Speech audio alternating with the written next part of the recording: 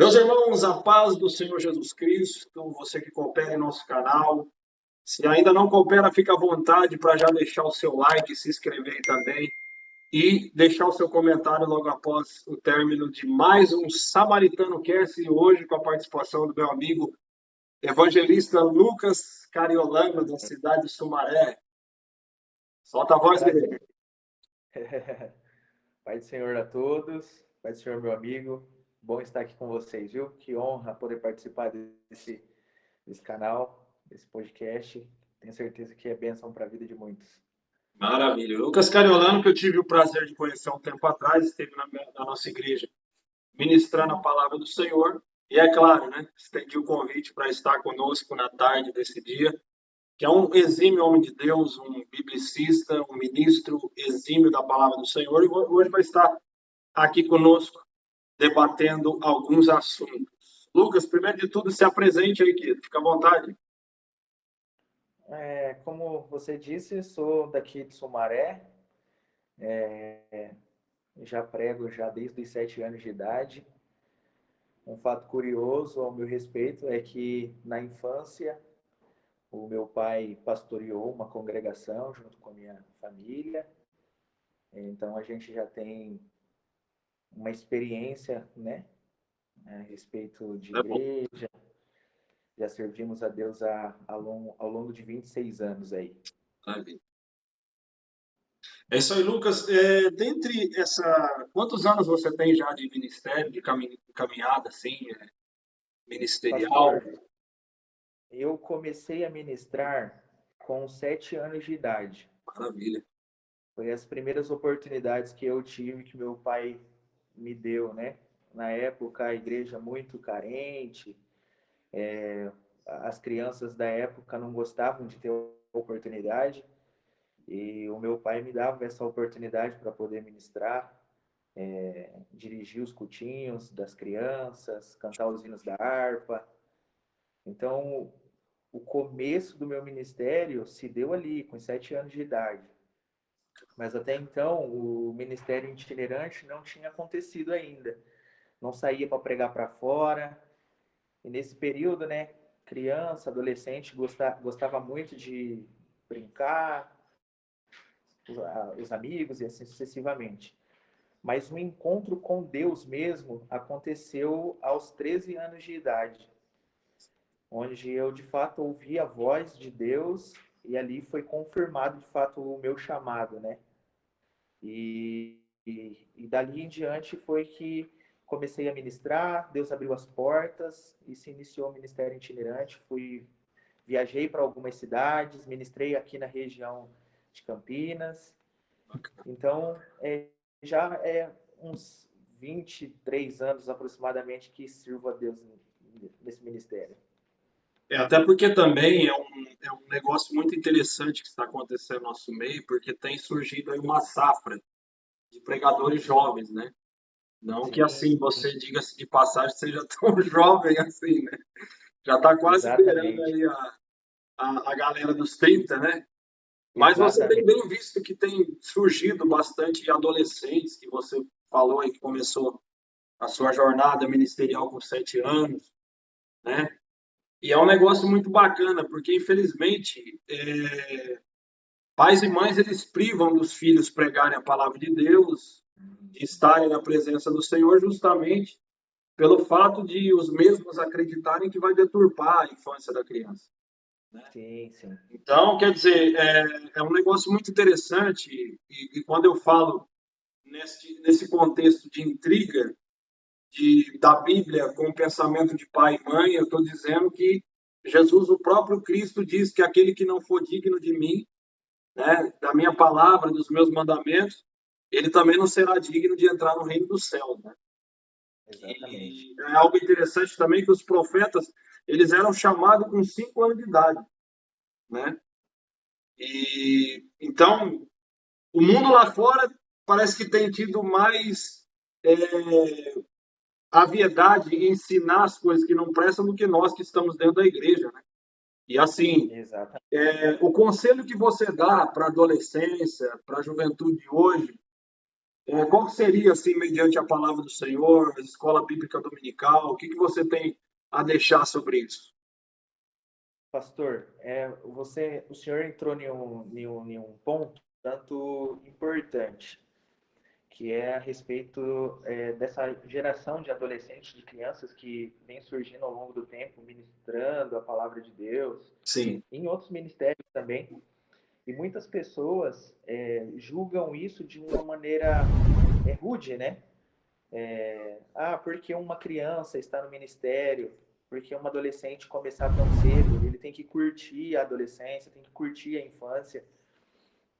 Isso é interessante porque eu venho de uma casa onde o meu pai nunca me obrigou a pregar, mas o meu pai sempre me incentivou a buscar, a ler, a estar na escola dominical, a participar dos cultos de ensino. Só um fato curioso para que a gente entenda o que eu estou querendo dizer. Um dos primeiros presentes que o meu pai me deu, que eu me lembro da minha infância, foi um dicionário. O dicionário Ruth Rocha. Nem era sim, um dicionário bíblico, era um dicionário universal, comum. certo. E o meu pai me incentivava a ler esse dicionário a fim de aprimorar os meus conhecimentos, porque ele sabia que eu tinha um chamado e eu precisaria daquilo. Certo. Então, meu pai, a troco de eu ler aquele dicionário, ele falava: olha, se você quiser brincar, se você quiser assistir, se você quiser um dinheiro, você tem que ler pelo menos 2 capítulos desse dicionário. E eu tinha que ler, Tinha que ler. tinha que me dedicar a isso. Então, o meu pai foi um dos principais incentivadores do meu ministério. Eu devo muito a ele, porque ele nunca me obrigou a pregar, mas sempre me incentivou. Me colocava para ler livros. Até hoje ele é assim. Às vezes ele entra no meu quarto e ele fala: leu quantos livros no mês? Com 9 anos de idade, ele entrava no quarto e falava para mim ler 3 livros no mês. Então, assim, ele sempre foi um incentivador. Pagou os meus cursos teológicos, me incentivou demais. Não acho que ele tenha me castrado da infância nem da adolescência. Pelo contrário, ele me incentivou, me ajudou demais. Então, o conselho que eu tenho para dar para os adolescentes, para as crianças, para os jovens também é isso. Acredite no incentivo dos pais. Leia, estude, busque.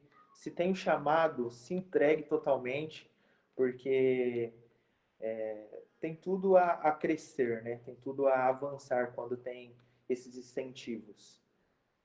Até porque também eu acredito que não tem a referência melhor do que os pais e mães, né? Independentemente se estão dentro da igreja ou se não estão, né? Porque eu achei um Exatamente. negócio interessante aí conversando com o primeiro participante do Samaritano Cast. Tem surgido também uns espelhos em relação a cantores, a pregadores. E um ponto que o Gustavo haverá dado é que a gente sempre tem que tomar Cristo como exemplo. Sempre tem que Sim, tomar Cristo como exemplo. E depois tomar os nossos pais e mães como segundo exemplo ali. Porque mesmo que tenha uma referência, Lucas, né, de cantores, pregadores, a gente nunca pode tomá-los como referência, porque é, eu vou dar uma amenizada aqui, porque a Bíblia ela é bem coesa quando ela fala nesse ponto, que a Bíblia fala que infeliz é aquele que acredita, que confia no seu próximo, né? Então, quer sim, dizer, a gente nunca pode tomar o ser humano como exemplo, a não ser que seja o próprio Cristo e nossos pais e mães. Porque a sim, pessoa tomar uma pessoa em segunda instância, em terceira instância, digamos assim, por fora da nossa família, a gente sempre não vai se espelhar só no ponto positivo da pessoa. Daqui a pouco a pessoa vem a regredir e ela vai querer regredir também, né? Então, é um negócio muito bacana que exatamente. você falou a respeito do ensinamento que seu pai te deu, porque o ontem é o hoje. né? E o hoje será o amanhã, né? Exatamente. E é engraçado, o pastor, que a infância do meu pai foi muito difícil. Ele veio de uma cidade do interior de Pernambuco e a sua infância também foi dada a isso, né? Exato. Ele começou a ministrar muito cedo, muito jovem. Tem muitas experiências que ele me conta que quando era criança ele pregava nas praças, ia para os cultos matutinos com minha avó. Minha avó foi uma incentivadora, né, do ministério dele. E é engraçado porque o meu pai, ele não tem um, um nível de escolaridade alto. Meu pai tem uma terceira série só. Lê com muita dificuldade. A sua infância foi muito difícil. Ele teve que escolher entre trabalhar e estudar. E naquele tempo ele resolveu trabalhar. E conseguiu muita coisa, e com os recursos que ele conseguiu, ele disse: o que eu não pude ter, eu vou dar para o meu filho. Então, sempre se preocupou em me colocar em uma escola boa. Ele não pôde fazer um curso teológico, ele me colocou num curso teológico. Ele não consegue, né, por conta da leitura, mas ele não consegue ler 3 livros por mês, mas ele incentiva eu a ler. Sim, Então, assim, como o senhor disse, o meu exemplo, além de Cristo, é do meu pai, é claro. dos meus pais dentro de casa, porque eu não vi, o meu pai não me obrigou a pregar, não me obrigou a ler a Bíblia, não me obrigou a orar, não me obrigou a consagrar, mas ao longo do tempo eu vi ele fazendo isso. E isso é muito interessante, porque a gente precisa ver também, né? Não é só falar para o adolescente, para o jovem fazer. Tem que ver também. E é uma coisa que eu sempre vi em casa. Meu pai orando, meu pai lendo, meu pai consagrando. Então, isso me dava mais, mais gás, me enchia, sabe? Era Uhum. uma chama que queimava dentro do meu coração, porque eu falava assim, não, ele não só está me fazendo ler, não só está me incentivando a buscar, eu estou vendo ele fazer isso também. E aí na Exato. igreja eu vi os resultados. Então, é isso. Porque na maioria das vezes a gente se espelha em muitas, não que seja errado, pelo contrário, é que às vezes a gente vê muitos pregadores, cantores na mídia e a gente se inspira neles, mas a gente não vê o cotidiano, né? A gente não vê o dia a dia, nós não está sentado à mesa. Então, os pais e Cristo é o referencial assim principal, inicial de todo jovem que quer um ministério sucessivamente. Até porque também as referências de hoje, elas. Até queria entrar nesse contexto com você, para te fazer a próxima pergunta também. As referências de hoje, elas estão muito antibíblicas demais, né? Elas Sim. estão tirando mais do pensamento delas do que do pensamento biblicista ou cristocêntrico, né? Porque, na realidade, é como eu te disse, tem uma safra de pregadores que estão surgindo, uma safra de palestrantes, né, que são os famosos coach, que na realidade eles não estão levando nada para a nave da igreja. Eles não estão nada mais, nada menos fazendo do que aquilo que já é proposto a ser feito. É o se levar para cima de uma tribuna, levar o determinado faz-me-rir para dentro do bolso e não deixar nada na frente da tribuna da igreja, ou seja, almas, né? E aí a edificação da igreja acaba se tornando nula. Então, decorrente a essa minha posição, eu queria que você desse o seu parecer a respeito desses pregadores que aí estão, né? Os que vira e mexe Pastor, surge em página do Facebook ou do Instagram, que diga-se de passagem assim, é uma gama de pregadores até jovens, né? sim, sim. Tem uma galera uma, uma massa de jovens que estão iniciando e outros que já estão, né, na Já estrada estão também também, ministrando. exato. Pastor, alguns dias atrás, um adolescente entrou em contato comigo através do Instagram e ele pediu um conselho para mim, Sim, um conselho ministerial. E todas as vezes que me colocam nessa posição, além de eu me sentir muito honrado, eu sinto uma responsabilidade muito grande para falar dessa geração e que eu sou parte dessa geração também. e somos, né, na realidade. Somos parte dessa geração. Uhum. O que eu tenho visto nesses últimos dias é muitos apaixonados pelo púlpito. Exato. E eu acho que não há problema em você se apaixonar pelo altar. O problema está quando você se apaixona muito pelo altar e mais do que a noiva de Cristo. É claro. Eu tenho muito cuidado com isso, porque todas as vezes que eu me apaixono demais pelo púlpito e me esqueço de amar mais a noiva de Cristo, eu trato ela como qualquer uma. E não é bem assim. O amor maior tem que ser pela noiva de Cristo, porque ela não é minha, ela não é nossa, ela é de Cristo Jesus. Nós somos um canal, nós somos apenas um instrumento a falar para a noiva de Jesus Cristo. Então, se cabe um conselho para a minha geração, com toda a humildade, né, e com todo o respeito, não se apaixone pelo púlpito mais do que pela noiva. Forte. A noiva, ela precisa ser tratada com cuidado, com fidelidade. E eu vejo, ao longo desse tempo, muitos jovens pregadores preocupados com a performance. E eu fui um desses um dia. Quantas vezes eu fui ministrar e saí triste do altar, saí triste do culto, porque preguei uma mensagem e ela não teve o resultado que eu esperava. Não fui tão bem, estava mais preocupado com a minha performance do que com a fidelidade da mensagem. Então, Exato. assim, eu acho que essa geração está preocupado muito com a performance, está É, preocupado muito com a o beleza do resultado, altar, né? Digamos assim, com o resultado. e com o resultado, exatamente. Não está mais levando com responsabilidade a mensagem, sabe? Não está sendo fiel à mensagem. Como, por exemplo, naquele dia que eu ministrei lá na sua igreja.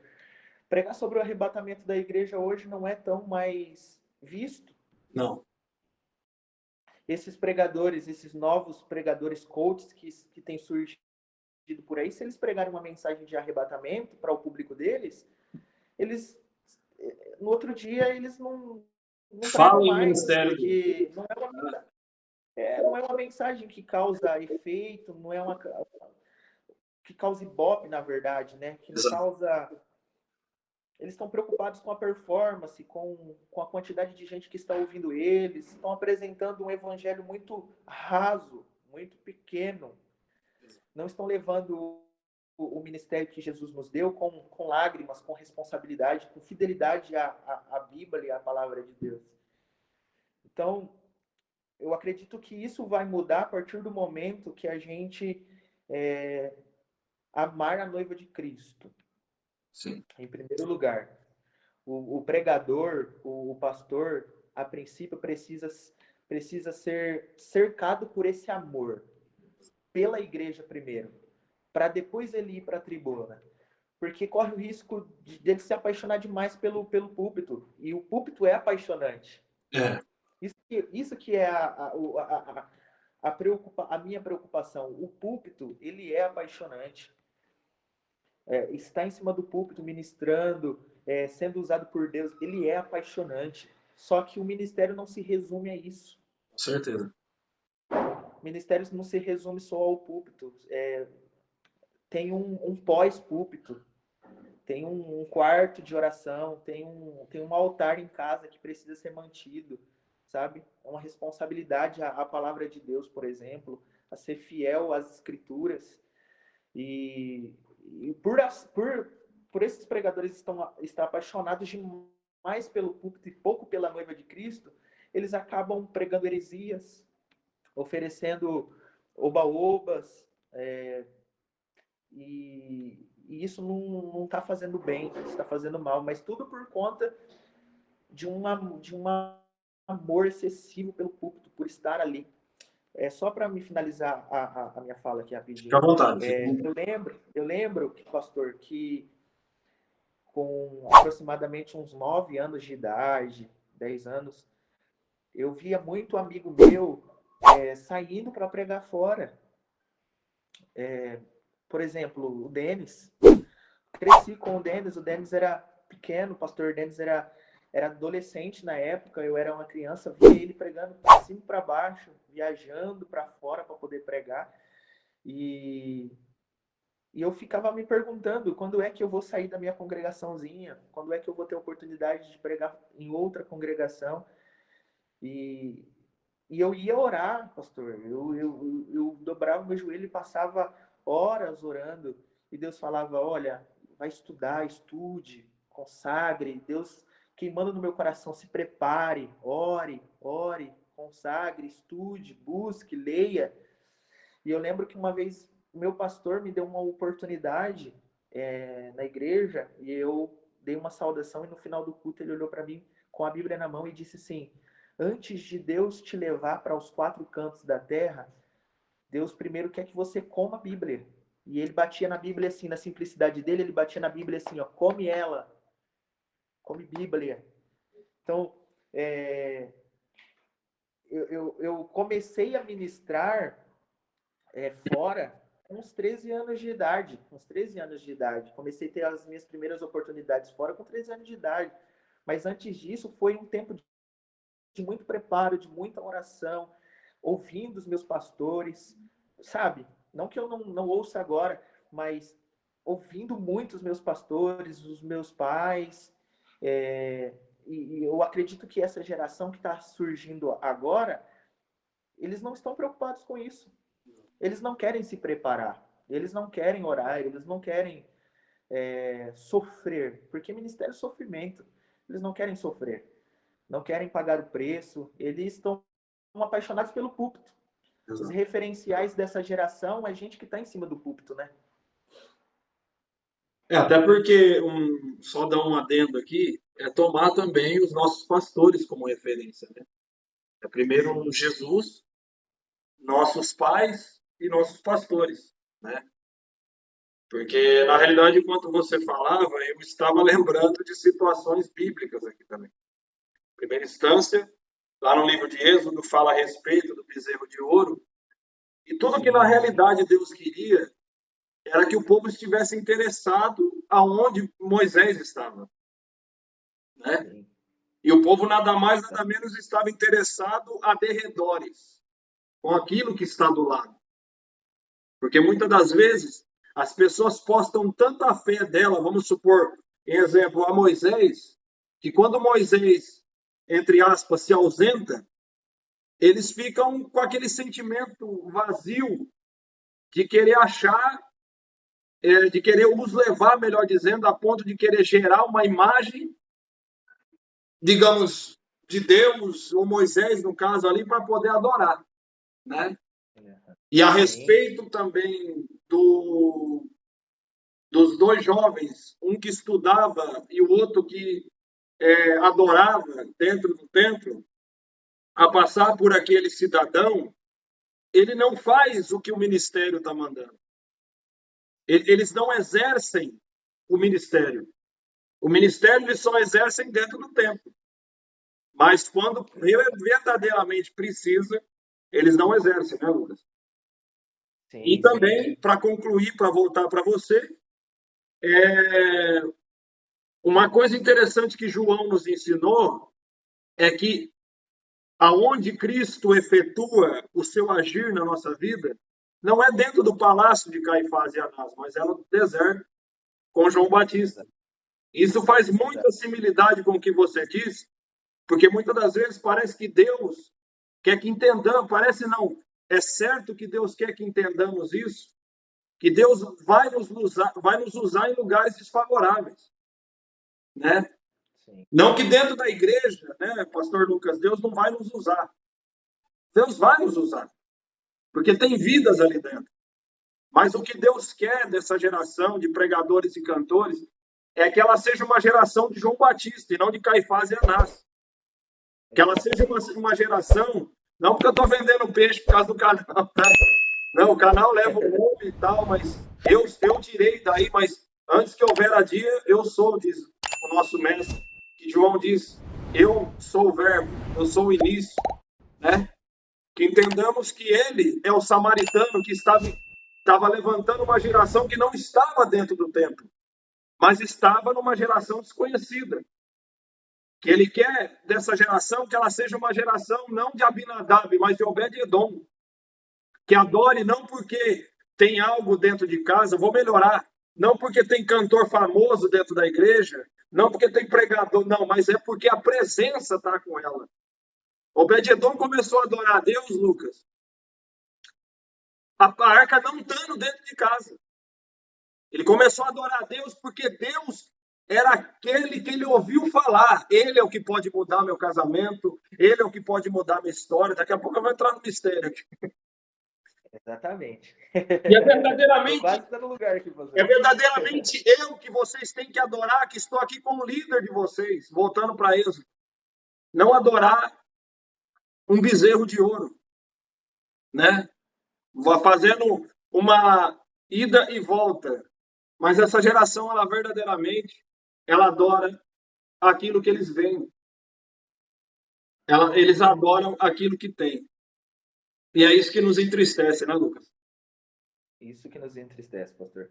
Mas essa geração só é assim, pastor, porque é uma geração treinada também a fugir do sofrimento. Exatamente, é essa a palavra. Nós somos treinados a fugir do sofrimento. Ninguém está pronto a sofrer. E ministério é isso. A gente não está disposto a carregar uma cruz, a negar-se a si mesmo, por exemplo. Eu tenho sido muito agraciado por Deus nesses últimos tempos, porque a gente sabe que a gente é de fase, né?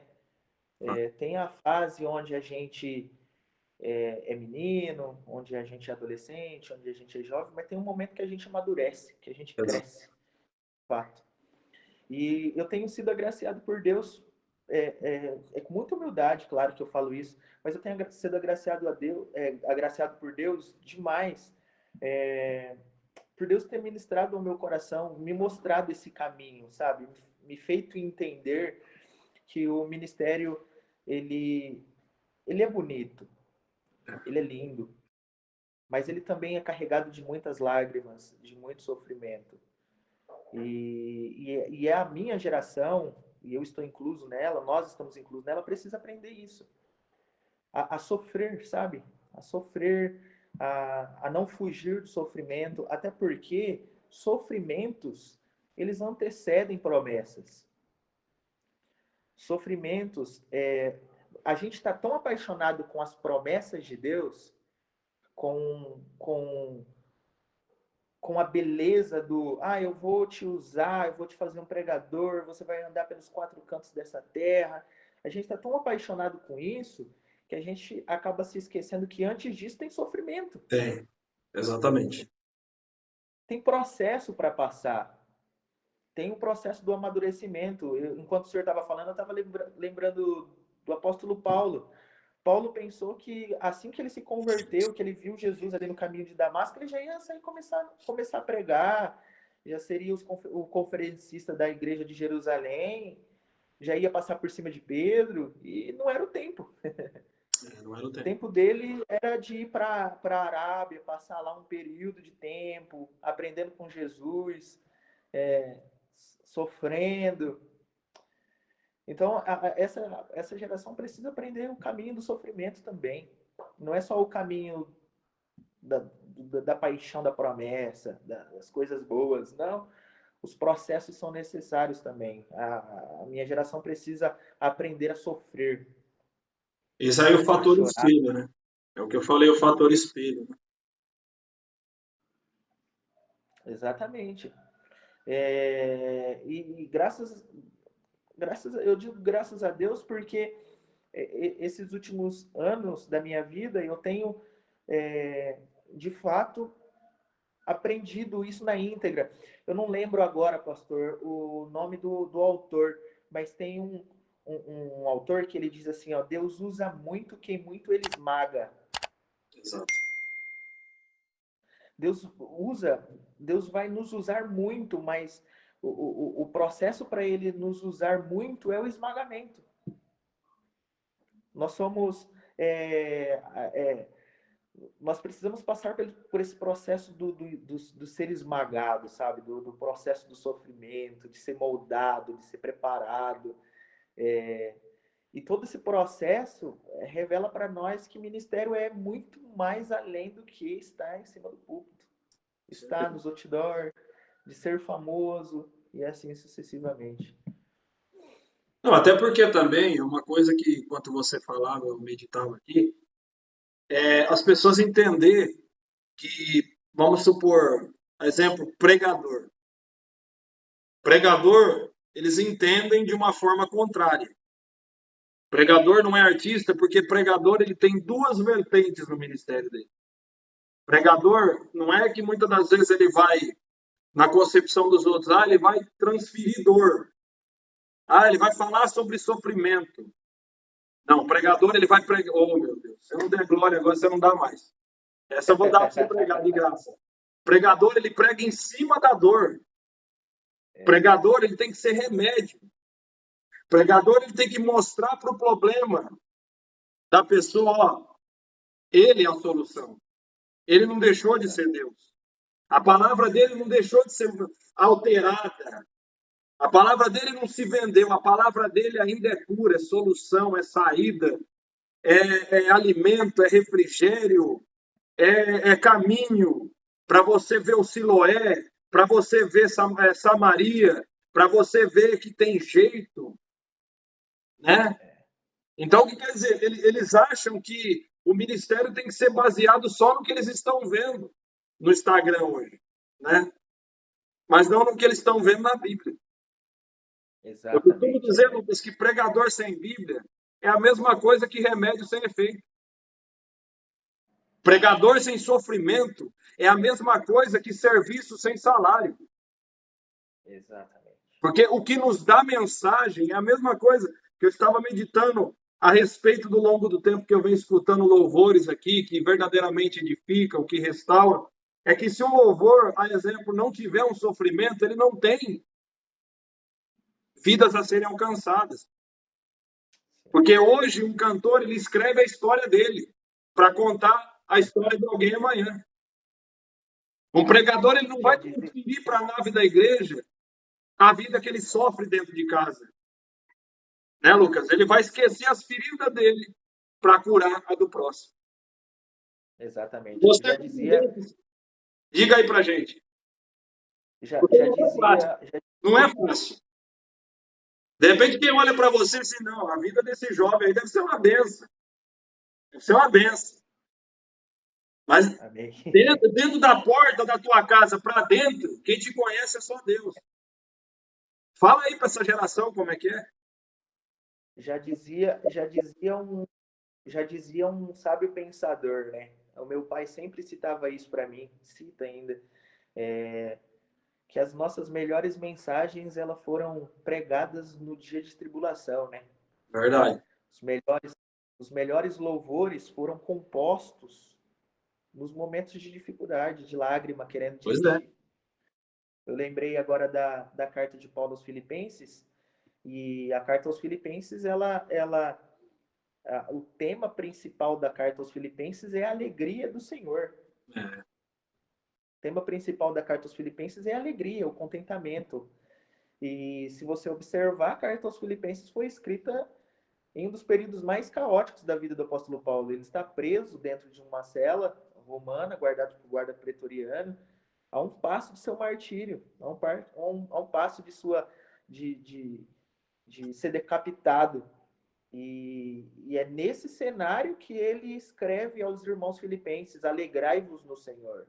Outra vez vos digo, alegrai-vos. É nesse cenário que ele escreve essa carta de alegria, que é uma das mais belíssimas cartas do apóstolo Paulo. Então, assim, o ministério tem disso, o chamado tem muito disso.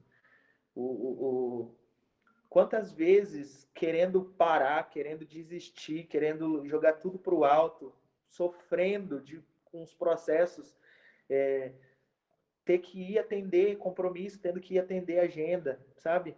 E chegar lá é a melhor mensagem que Deus... O dia que a gente acha que não vai pregar nada, é o dia que Deus mais nos usa, é o dia que Deus mais escancara as portas, fala, opera grandes maravilhas. Então, assim, eu acredito que isso é muito... O sofrimento é Deus afiando muito a espada. O sofrimento afia, o sofrimento ele acaba lapidando, deixa o instrumento mais tino, né? Mais com fervura. Então, o sofrimento ele é necessário, o sofrimento ele é necessário. E ao longo desses anos, a minha vida, claro, foi muito devota, né, às escrituras, ao meu chamado, e eu tive muitos desafios durante o desafio da infância, o desafio da adolescência, o desafio do jovem. Eu ainda me considero jovem, né, 26 anos, me considero jovem, tenho ainda desafios Diga-se de passagem. Então, tenho desafios grandes ainda, o ministério me apresenta dificuldades, o chamado me apresenta algumas dificuldades que eu tenho que passar, do qual acaba doendo, mas amadurece, sabe? Te firma na rocha que é Jesus para não parar. E é isso. Isso que o jovem, que o adolescente, que a pessoa que deseja, que tem o chamado, né, precisa entender. Que o chamado não é imunidade para sofrimento. Promessa não é imunidade para você não passar por dificuldades. Pelo contrário, o chamado é o que mais tem dificuldade, é o que mais é esmagado, é o que mais passa por dificuldade, é o que mais sofre. E a gente precisa aprender isso logo, porque senão a gente vai ter uma geração que não aguenta pressão. A gente vai ter uma geração que não vai aguentar as dificuldades da vida e no primeiro vento vai abandonar a fé, vai vai falar que Deus iludiu. É uma geração que está mais vendendo iPhone do que propagando o reino dos céus. Exatamente. Então. É uma geração que está muito... Eu estou tentando achar uma expressão aqui para não soar um tanto inapropriado, mas é uma geração muito ostentada. Verdade. Posso usar essa expressão, né? É a geração da ostentação. Então, não é por esse caminho que o Espírito Santo tem requerido de nós, né? O Espírito de Deus tem chamado a gente para esse processo, né? Para voltar novamente para as lágrimas, se apaixonar pela noiva de novo, se apaixonar pela igreja de novo. Tá precisando. Até porque também Nutella, até onde eu sei, é só para dar um gostinho a mais para determinada situação, né? Então o pessoal fala, não, essa geração Nutella, de cantores e pregadores, querido, pode ser Nutella. A geração pode ser Nutella, mas se ela não der um gostinho a mais, ela infelizmente ela está vendendo mais, vamos falar de novo, né? Está vendendo mais iPhone do que propagando o reino do céu. Sim, verdade. Eu estava ministrando agora esse final de semana para um grupo de adolescente e em determinado momento da mensagem eu falei sobre isso. E eu vou deixar também aqui essa palhinha. porque de fato é uma preocupação que está no meu coração, tá, pastor? A gente está perdendo os nossos referenciais.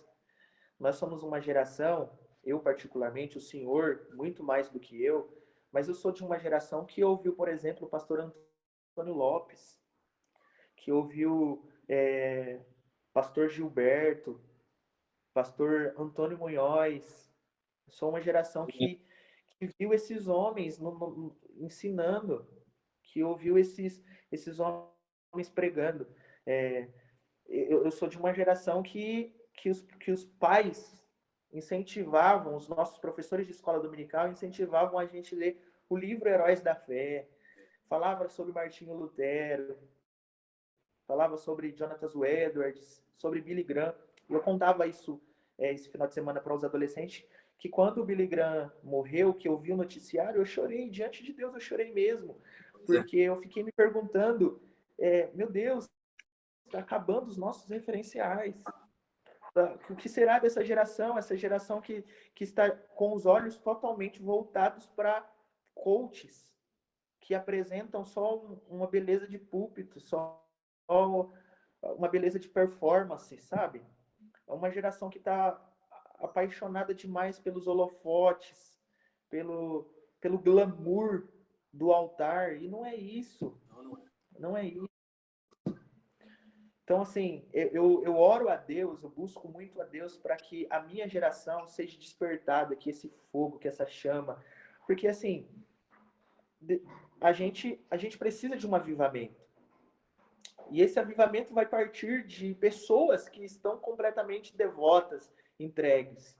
Eu ainda creio, pastor, por mais que isso confronte a linha teológica de algumas pessoas, confronta a mente pensante de outros também, mas eu acredito ainda que essa geração não está perdida, que Deus vai levantar novos Martinhos Luteros, Tem vai jeito, né? levantar sim, novos pastor Antônio Munhoz, novos pastores Antônio Lopes, homens completamente entregues, sabe? Que amam obra missionária, que amam a igreja, que não estão preocupados com o púlpito, estão preocupados com a igreja, de levar uma igreja para Cristo, sabe? Eu ainda creio que Deus vai trazer um avivamento do qual vai levantar novos pregadores compromissados e já está Já levantando, na tá levando. verdade, né? Tem muitos homens de Deus aí, adolescentes e jovens que estão completamente entregues à chamada, com esse fervor, com essa responsabilidade, sendo fiel às escrituras. Eu acredito ainda que nós vamos ter novos reformadores, se eu posso usar essa Não, expressão. nem tudo tá perdido ainda. Tá? Tem jeito ainda. Tem Porque de jeito, tem repente jeito. as pessoas possam falar assim, ah, mas então quer dizer que eu não tenho que trabalhar com mídia, que eu não tenho que investir no... É claro que tem que investir. Tem que trabalhar com mídia, sim. Tem que propagar o vosso ministério, sim. Mas nunca se esquecendo que a gente não vai ter sucesso num planeta que o maior ser humano foi crucificado nele. Exatamente. Nunca ficar com essa mentalidade que vai ter haters, que não vai ter todo dia coraçãozinho, que não vai ter todo dia seguidor, que não vai ter todo dia K ou MI, que são parâmetros do Instagram, mas todo dia é um leão para poder se matar, né? Exatamente. Ministério não é o que muitas das vezes o nosso subconsciente fala, Lucas. É o que você diz. O altar é apaixonante, mas ele tem os seus, né? A sua logística de pedras e espinhos. Sim, Então, exatamente. um outro ponto que eu quero aqui abrir para você, tá dando procedimento, é que uma vez eu conversei com o pastor Orlando e ele falou para mim, rapaz, se tivesse a noção de quantas pessoas me procuraram para poder fazer aula de teologia, e a resposta que eu os dei foi essa: eu não dou aula de teologia para você pregar. Eu dou aula de teologia para você se basear na Bíblia, para você se fundamentalizar na Bíblia. Que é o que verdadeiramente hoje as salas teológicas elas estão sendo entupidas de gente para pregar, para Exatamente. tomar o altar como palco, né? Que foi o que você disse, o altar é apaixonante. a massa da galera, aquele calor humano é apaixonante. Mas e o que Deus quer verdadeiramente? Exatamente. Deus não quer uma geração de brasileiros, vamos colocar nós aqui, porque nós aqui não tomamos, como você disse, os heróis da fé, né? Como exemplo. Eu ouvi relatos, até propriamente quando você disse, que eu achei interessante na tua mensagem, falando sobre o. Me corrija se eu me falhar a memória, falando sobre a última frase que grandes homens de Deus disseram. Né? Lembrei, cheguei até a arrepiar aqui agora. A nossa trajetória tem que ser mediante aquilo que Deus quer. Porque se chegarmos no nosso último dia, ou melhor dizendo, chegar no dia do juízo, nós pastores, você está como pastor, evangelista hoje, né? Sim. Nós evangelistas, pastores, quando chegarmos lá naquele dia, Jesus não vai olhar para a nossa cabeça. Jesus não vai olhar para o nosso pé. Jesus vai olhar para nossas mãos. E a primeira coisa que ele vai perguntar é: cadê as almas que eu ortoguei acerca de vocês? Prossiga, Lucas. Exatamente. E isso, a nossa geração, ela precisa urgentemente entender. E isso tudo começa a partir, eu vou frisar porque é, isso tem mexido muito comigo nesses últimos anos. O amor pela igreja. A gente precisa amar a igreja de novo. A gente precisa desapaixonar do púlpito. A gente tem que voltar a se apaixonar pela igreja. Porque, por exemplo, o senhor é casado, eu sou noivo e eu não vou permitir que com qualquer uma pessoa fale de qualquer jeito com a minha noiva. Imagina Jesus. Imagina Jesus. Então a gente precisa se preocupar a se apaixonar pela igreja, a ter responsabilidade diante dela, porque ela não é nossa. É claro. Ela é de Jesus. Então, a partir desse ponto, tudo muda. Porque aí a gente vai diante da noiva de Jesus Cristo com responsabilidade. A gente não vai preocupado com as performances, a gente não vai preocupado com nada além de ser fiel ao que o próprio Jesus falou aos nossos corações para falar para a noiva dele. Então, a gente precisa muito voltar a amar a igreja primeiro, a não se perder com o altar que é apaixonante. E o outro ponto que o senhor citou a respeito da teologia, eu recebo muitas mensagens de alguns jovens, de adolescentes que estão querendo ministrar, e eles falam: qual que é a teologia que você fez? Me indica a teologia, isso, para isso. E o pastor Orlando foi muito feliz com a resposta que ele deu para essas pessoas que procurou ele. Teologia não é para você pregar. É claro que isso estende, né? Alarga suas tendas. Sim. O seu conhecimento fica muito mais amplo e você precisa de fato estar preparado.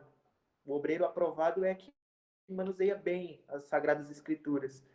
Mas essa teologia ela precisa causar efeito primeiro em mim. Com certeza. Teologia é o estudo sobre Deus.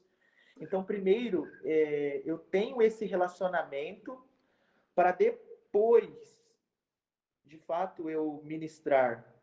Porque não adianta, pastor, não adianta eu pregar uma coisa para uma geração que eu não experimentei. Preciso experimentar. Eu preciso saber do que eu estou falando, não só de forma teórica, mas de maneira prática também. Sim, com certeza. Então, esse relacionamento com as Sagradas Escrituras, com o Espírito Santo, acredito que devocional, né? Que agora tem uma nova safra aí falando de devocional. Acho que começa por devocional, por relacionamento com Deus primeiro, para depois Deus fazer, né? Exato. Há um texto, eu não sei, se eu não me engano, é o capítulo 4 de Mateus, que Jesus fala assim para os discípulos: vinde após mim e siga-me. Primeiro o convite é: vinde após mim. Vinde após mim, depois eu vou fazer de vocês pescadores de homens. A minha geração, ela está pulando essa etapa, né? Tá pulando. Minha geração já está querendo ser pastores de homens e não quer seguir primeiro Jesus. Não quer vir primeiro. Terrível. É um negócio interessante que Deus até me deu um tempo atrás, e eu aplico até isso no livro de Salomão, Eclesiastes, que ele direciona aos próprios pregadores, né? E Deus me deu esse parâmetro sobre a referência do tempo de Deus na vida de uma pessoa de duas vertentes: a escada e o elevador. Quando você pega a escada, Lucas, você tem uma diferença muito grande do elevador. É lógico, elevador é cômodo, é tranquilo, você vai chegar rápido no lugar que você quer chegar, fica ali até ouvindo uma musiquinha de supermercado, né? Sofre ali um pouco de claustrofobia, mas aquela claustrofobia do bem que se diz, né? Mas não é tão interessante quanto a escada. O elevador, ele vai até te levar rápido para onde você quer chegar. Mas ele vai te causar ansiedade, ele vai te causar sofrimento, e ele vai levar embora a alegria que você perdeu. Do quê? Da experiência. Que você adquire só na escada. Na escada, você, quando está subindo degrau por degrau, você está fortalecendo os seus pés, está fortalecendo as suas pernas, está adquirindo experiência e está valorizando dia após dia. E é isso que está faltando para essa geração. Exatamente. É muito elevador, é muita pressa para chegar na ansiedade e não muita pressa para chegar onde Deus quer. Isso. Foi por isso que Deus deu uma visão de uma escada para Jacó, para o céu, não foi? Exatamente. Deus não mostrou um elevador para Jacó, não, Deus mostrou uma escada. O que Deus mostrou para Elias não foi uma situação cômoda. O que Deus mostrou para Elias é: Elias, vai ter problema todo dia, mas todo dia eu vou estar com você.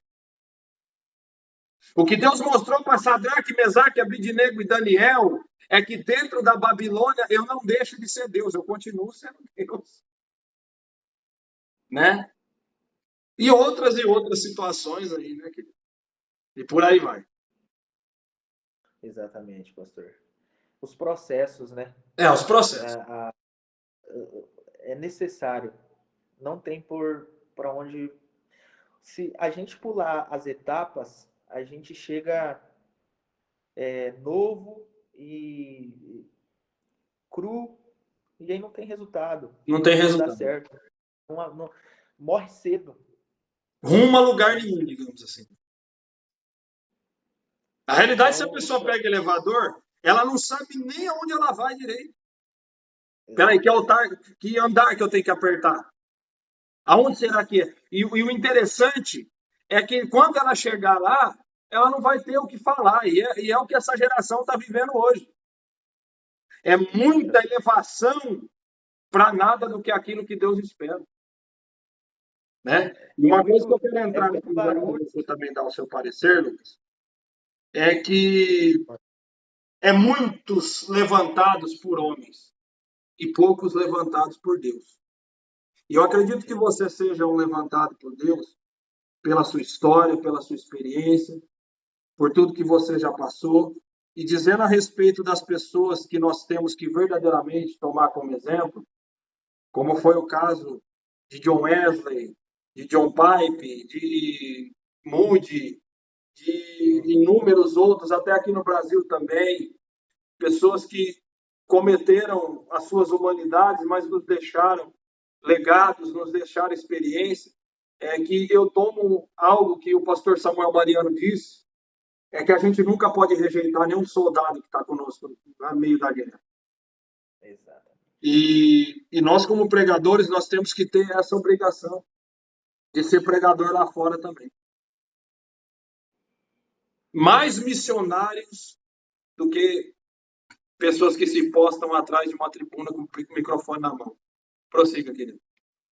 Sim.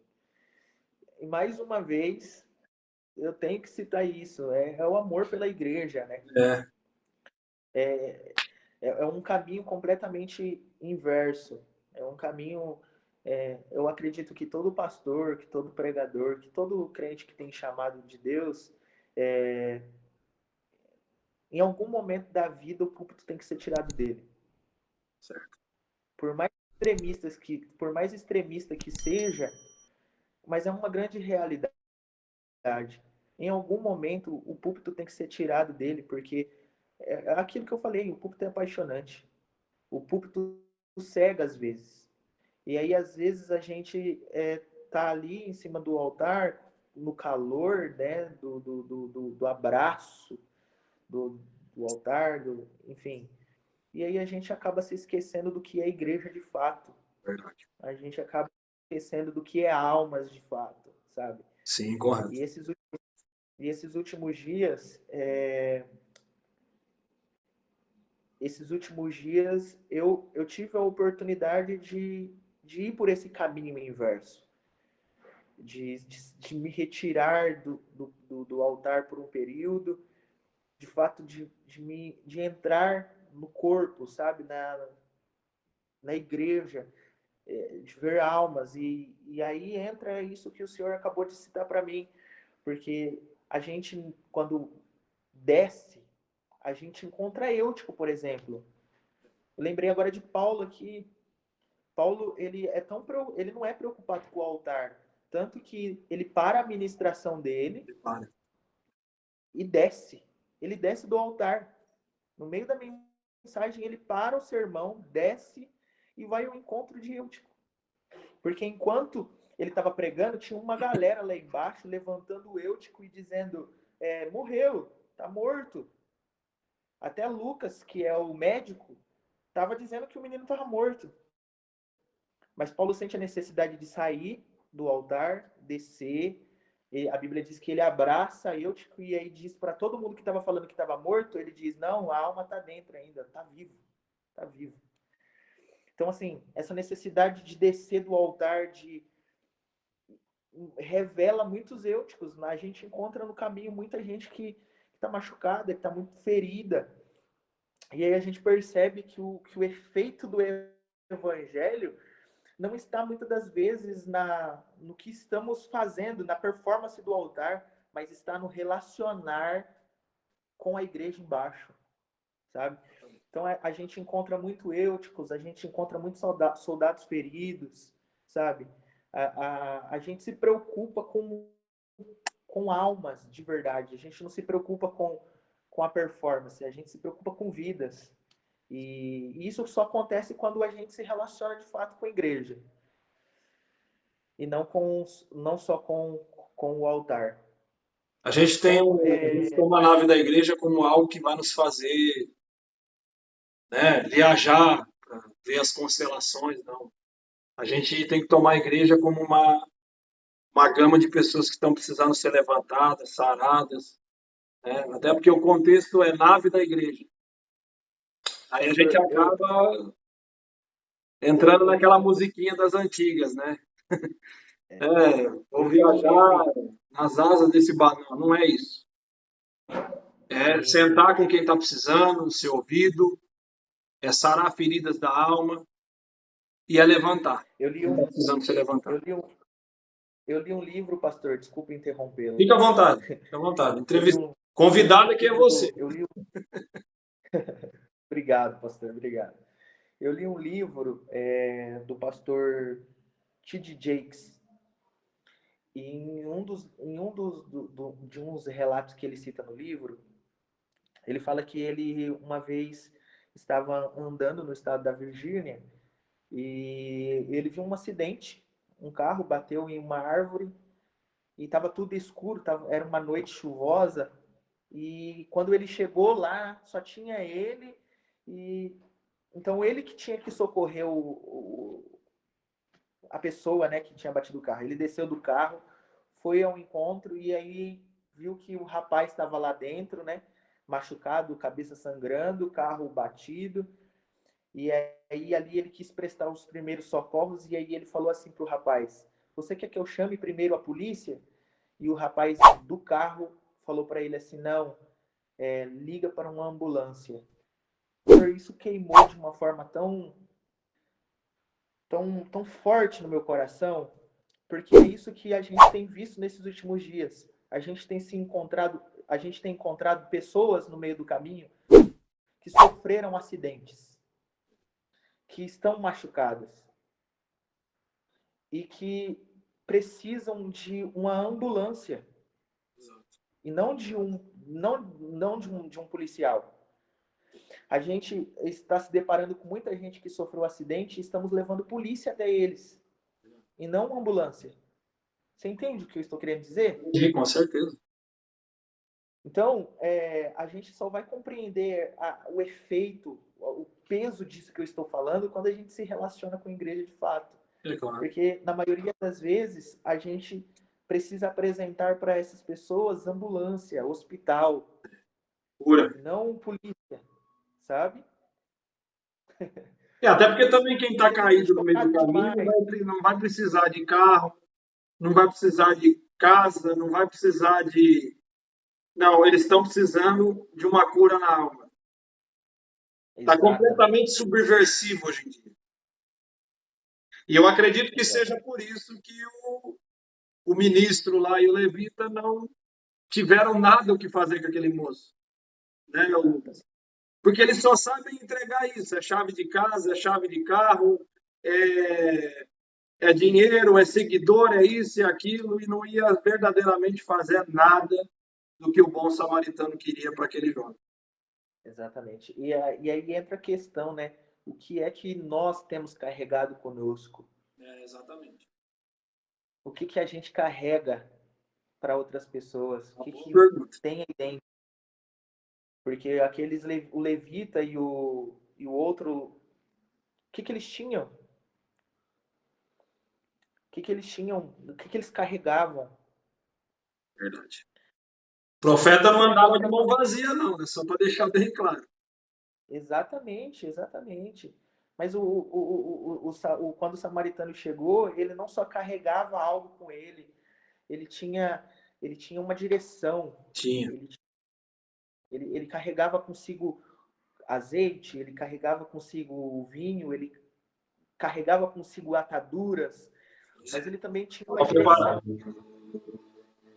Ele tinha uma direção. Então, é isso que precisa.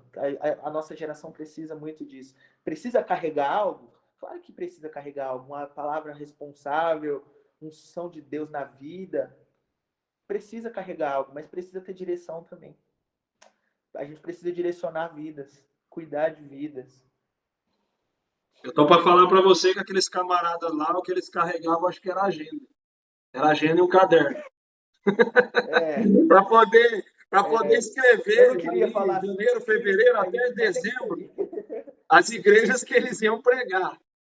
É, E não as pessoas que Deus ia direcionar eles para eles fazerem a obra, para eles visitarem. Não, infelizmente, esse é o exemplo. Lucas, eu quero fazer uma pergunta rápida para você aqui, para a gente já entrar no término. Mas, primeiro de tudo, eu quero agradecer a tua colaboração, a tua participação. Dizer para você que foi uma honra tê-lo aqui conosco. Não vai ficar só nessa oportunidade. Brevemente você vai retornar aqui para falar mais um pouco. Eu sei que é corrido para você. Mas eu queria saber contigo, Lucas, desse tanto de tempo que você está aí ministrando a palavra do Senhor. Eu sei que já teve uma gama de situações chatas que você viveu.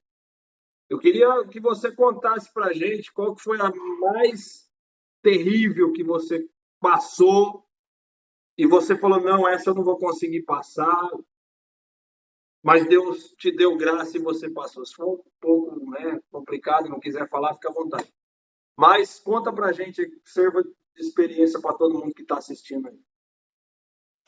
Pastor, tive muitas dificuldades ao longo desse tempo. E é aquilo, né? É, a vida do chamado, a vida de quem tem promessa, na maioria das vezes, se dá por muitas das vezes por perdas. E perder pessoas ao longo desse trajeto é muito doloroso, muito difícil. Sim. E, e não tem nada pior na vida do chamado, na vida do ministro, na vida de alguém que está ali com a mão no arado, do que perder pessoas. Isso de fato para.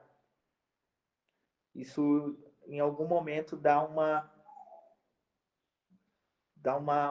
freada. Há alguns anos atrás, eu tive a notícia, né, de ter perdido o meu irmão com 18 anos de idade. E, e foi um período de muita noite.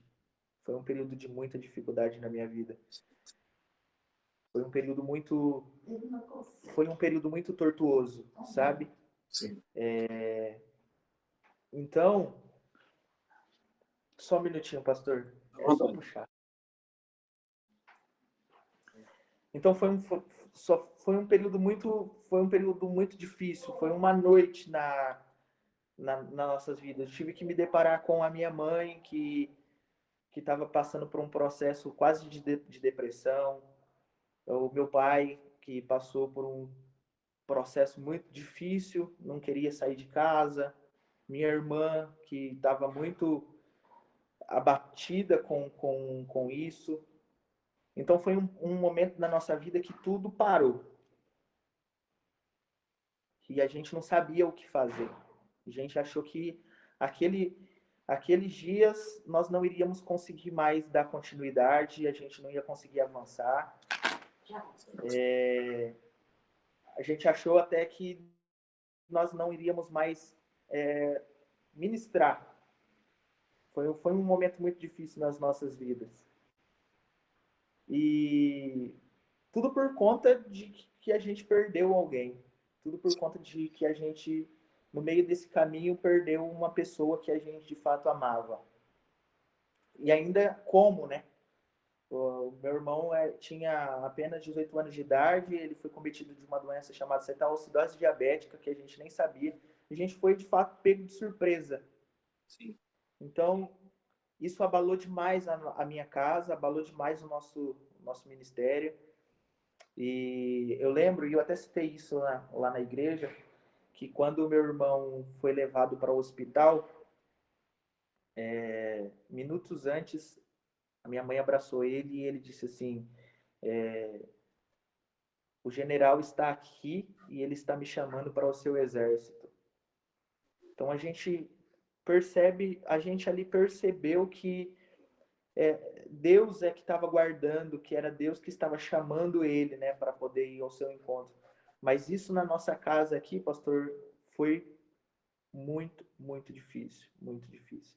Então, na maioria o que eu tenho para passar para alguns irmãos que vão ver, que estão assistindo a gente aqui em alguns momentos a gente precisa estar prontos para perder pessoas.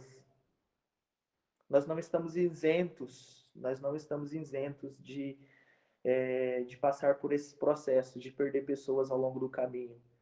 Então, a gente precisa estar pronto a se despedir de alguns, a gente precisa estar prontos a, a mandar embora outros, a perder outros e assim sucessivamente.